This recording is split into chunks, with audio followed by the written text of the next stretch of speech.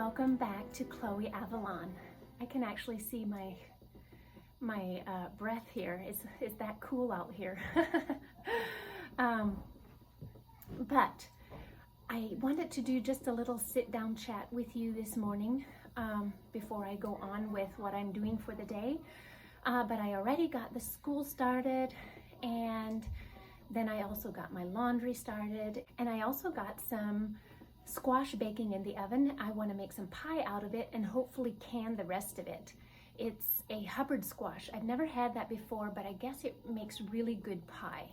So I'm going to take care of that today. Plus I'm going to be taking care of putting away some of my dried herbs, putting them in jars and stuff.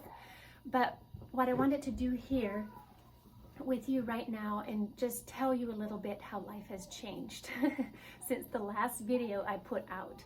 And some of you might know all of this already if you're following along on our Montana Haven channel, because we will also be talking about that over there, and there is probably a video out by now of that. So yeah, a lot of you might know, but there's probably some that don't know. So I wanted to tell you what's happening in our life. The last time I was finishing my last video, I got a call in the evening, and it was from my husband, and he just had an accident, and it's a call that no one wants to hear. And I'm going to have him come on here then a little later and talk to you exactly how it happened and what happened. But anyways, he broke both of his heels in multiple places. So that was pretty traumatic. It took him hours to get to the ER. My brother-in-law Michael was there working with him, so I was so thankful he was there. He could drive him all the way to the ER, and I met him there, and it was a long night in the ER. But yeah, it's just amazing how fast life changes for you. And he can't walk. So he needs some help. But you know, I don't mind. I love my husband and I love helping him, but he is independent. So he gets himself on the wheelchair, he wheels himself to the bathroom, he gets himself taken care of. So he's very good with himself. But he was in a lot of pain, but he's doing better with that too. He's on very little pain medication right now. And we're looking into having surgery. There's a doctor here that told him that he definitely needs surgery on both feet, which is kind of a big deal. And that we're getting a second opinion in Anchorage. So yeah, we're just looking into that. I think we're gonna find out today. But anyways, yes, life changes, but I am so grateful that I have my husband and that he's in good spirits, and that he will heal, even if it might be a long process. You know, I still believe in healing. Jesus healed in the Bible. He healed, and he said in the Bible, he says we will do even greater works than he did. So I have yet to see that, but I believe that. And so we pray over his feet every day and pray healing over it. So who knows? We don't know, but I am okay to go through whatever God asks us to go through.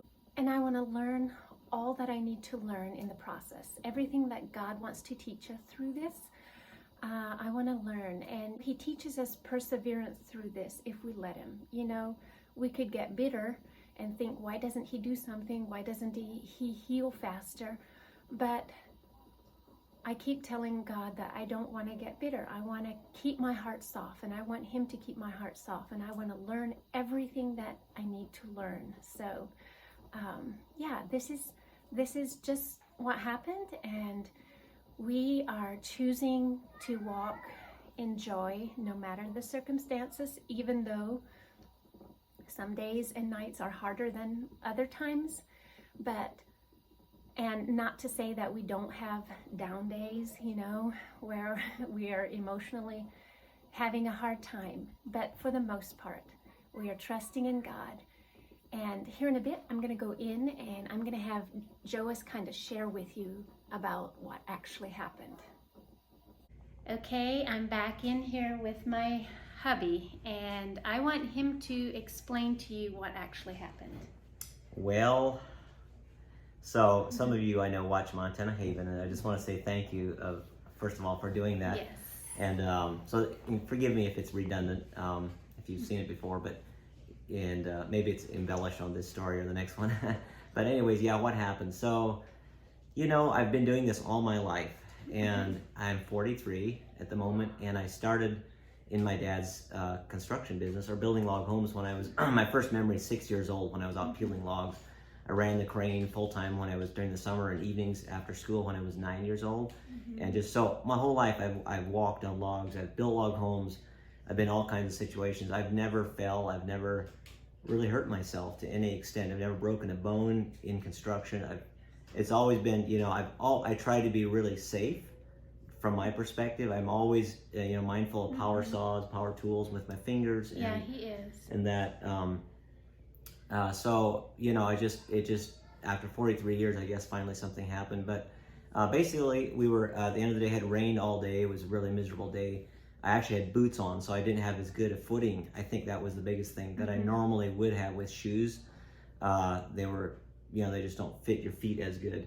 And I had, bib overalls on, a rain jacket. I had a tool bag on that was, waterlogged, water soaked with, all the tools. Heavy, yeah, especially if it's wet. And all the, nails and all the things in there, tools and everything. So I was just, it was end of the day, as it always is. And you were building a log home. yeah, we're building a log home. No, I didn't say that. Building a log home, and I was walking what's called a porch header. Generally about, 6 or about 8 feet off of the porch. Well, the guy hadn't made the porch yet, so it was another, 3 or 4 feet down to the ground. So I was just walking across that, and the beam is about this big around, and it's round, but it's got a flat on top of like 4 or 5 inches. So I was walking along there, and I just looked away. I don't know if I was distracted by somebody saying my name, or I don't know why I looked away. I don't remember. But when I looked back, it was just like in a moment of weakness or whatever it was, split second, I lost my balance. Rather than falling, yeah, I jumped. I started, felt like I was going to go. So I said, I'm going down. And I just jumped way down. I said, Jesus. And I jumped towards the house because it was more uphill towards the house. And I, my mind, I guess, I just figured that it was less of a fall. So I kind of was coming in at an angle like this. And I think it was just all that force coming in at an angle. If it was straight down, I would have been able to tuck and roll or something. But it was just coming in full on my heels, and I just immediately folded, and I just knew something wasn't right. It was extremely painful right off the get-go. And I think if you wouldn't have jumped, as he was falling, he could have hit his back or head. Who knows? Yeah. So. Yeah. Yep. So Michael, my cousin Michael, was there, and son Justin, and they immediately came over, and I said, just give me a minute. I think I'll be fine. I just felt like I had to throw up, and I was like, I just didn't feel good. And anyways, I just was kind of laying in the dirt and everything there, and they helped me take my tool bag off, and I said, just give me a couple minutes, and they want to help me up and stuff. I said, I just can't. So they kind of dragged me out from underneath that area, and they wanted to help me walk. I said, I can't walk. I tried. It was just like I couldn't. So they basically carried me into the RV, which we're staying in our RV there, sat me on the steps. I'm making it too long. I'll try to hurry up. Sat me on the steps, took all my, white clothes off and everything, and helped me get into bed. And I just started going into shock really bad. I just violently shook. I couldn't stop. They piled tons of clothes on me. Yeah, I think it was a couple hours that he was shaking. Yeah. So after about an hour, I said, we have to actually go get help. It's not going to get better overnight, type of thing. So anyways, they packaged up. I was in the RV. They were going to take me in the truck, but I said, please take me in the RV. And that was a blessing, because I could lay on the bed, and as miserable as it was way better than being in that truck. So they took off, and it took 5.5 hours to get to the hospital. That trip is normally like 3 hours, but the roads were bad. Yeah, they were bad, so they just had to go slow. And yeah. Anyways, Priscilla met me at the hospital. She had things prepared, and they whisked me, got a backboard in there, and carried me out. And that was how it happened.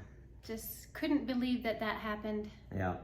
Just in a moment. It's just Yeah. Crazy how fast something like that can change. Is Yeah. really, really crazy. So anyways, he's finding out today, I think, about surgery. We're getting a second opinion. Right. And so we'll let you all know what happens. Yep. I'm sure it would be so nice if he wouldn't need surgery, but the doctor here is saying he does. Mm-hmm. So on both feet. Right. Yep. So both heels are both broken in multiple places. And if I don't do surgery, this doctor says that I would, probably likely be arthritic in my heels. Basically, my heels push down away from like the socket, and it's broken in multiple places. So both heels are about the same. But yeah, I just the main thing that I want to get out of this is, I'm going to be, unless God heals me, and I actually believe that He can. I believe His healing power is as valid today as it's ever been in history. Whether He does or not, that's up to Him, but I'm going to choose to trust in Him, and whatever He shows us, if He chooses not to heal, it's okay. And I want to make the most mileage out of this. I'm actually looking forward to just spending time at home with the family, and I mean, I don't want to be in pain, I don't want to be laid up, but I just want to, if I'm going to be here anyways, I'm with all my heart, I want to make this a great experience, not just for myself, but for everyone around me. Yeah. And I don't want to be, grumbling about it. So He definitely isn't. It makes it so much easier on my part not to worry so much, because he's cheerful. He does a lot of things himself. He helps with the children's school now that he's here. So I'm happy to have him here. I don't want him hurt, but I'm happy he's here. Right. Okay, this is it. So I'll take you along my day, kind of what else I'm doing here in a bit. Okay, I've got my squash back here cooling, and now what I'm about to do is put all my dried herbs and teas like this in jars. Like right now I have some tea in here, and in here I have all my red raspberry leaves. If you watched my last video, you saw me like gathering them all and drying them all, and now I'm putting them in containers. And let me just turn this a little bit for you to see. You can see all my dried herbs and teas and stuff there. Now, put it back. And I also cut out like little pieces of cloth, and I'm gonna put it over the jars like this with a rope and tie it around there, and I have the name of each herb like this, and just hang it on there. And I thought I might just put it back here on the shelf instead of those goblets for now. I thought that would look kind of neat. And for the teas, I am not going to take like every leaf off and drop it in the jar. I'm just going to break off the stems. It's totally okay to put a whole stem in hot water. And this is gonna be so nice in the wintertime, have some dried mint tea.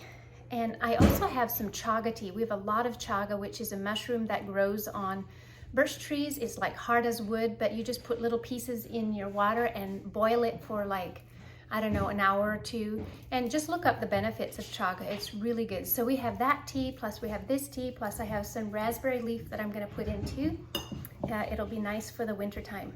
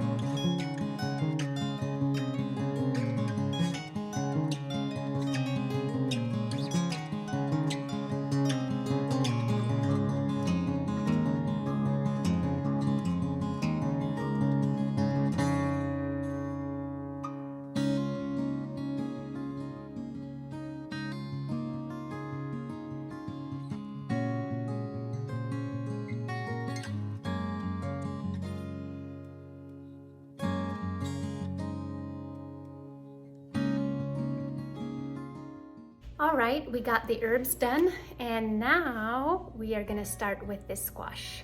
I'm gonna blend it here in this blender, and then hopefully I can still have some time to make a pie. It's about 3 o'clock right now. Make a pie, and the rest I'm gonna put in little jars and pressure can.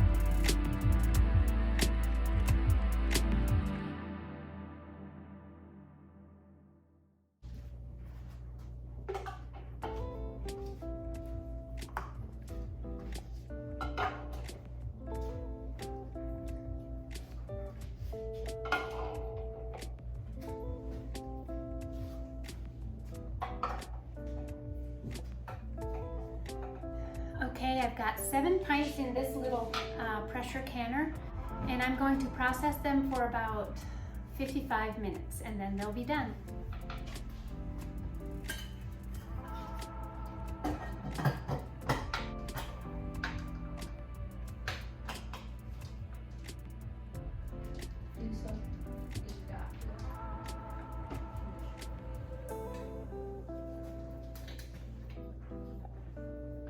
All right, now that I have that squash processing, I am gonna make me a squash pie. Woo! Yay! Joas likes that. He loves pumpkin or squash pie. So, and this recipe is actually his mom's recipe. So if I put it down below, I feel like I have posted it before already, but I'll put it below this recipe. And yeah, it's one of our favorite pumpkin pie recipes, although you can use squash instead of pumpkin. And I actually think squash tastes better than pumpkin. So let's get started and get it made. So it takes just a couple tablespoons of flour, so I just pour a little bit in. Next, you want to put in all of these spices. Now, if you'd have pumpkin pie spice, you could just put that in, but I have cloves, nutmeg, allspice, and cinnamon here.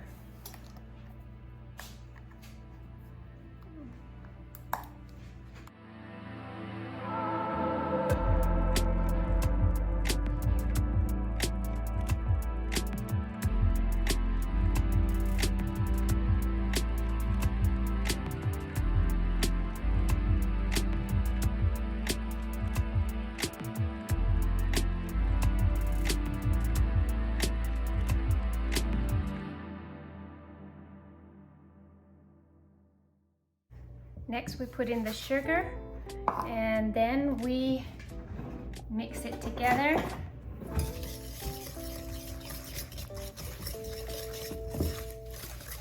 And I'm using my sucanat sugar, so it's not nearly as refined as most sugars.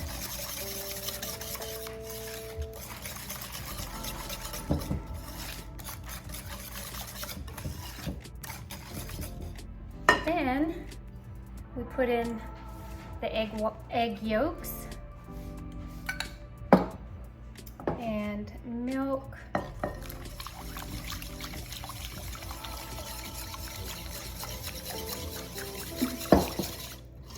And I usually use a very rich milk, like some half and half and some whole milk. And then put in a little bit of butter.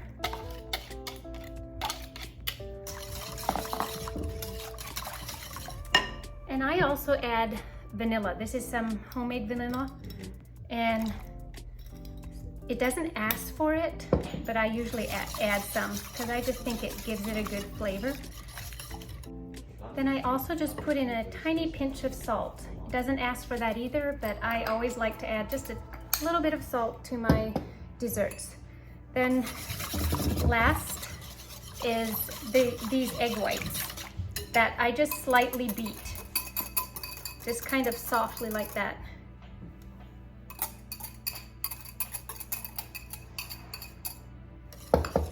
Just mix it in.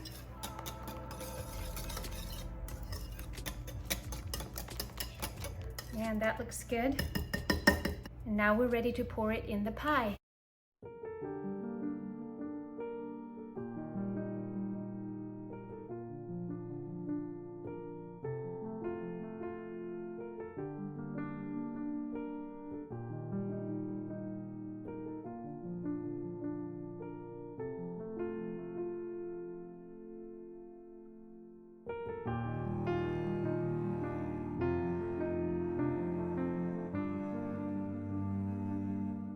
So I've got the pie in the oven and it is gonna smell really good in this house soon.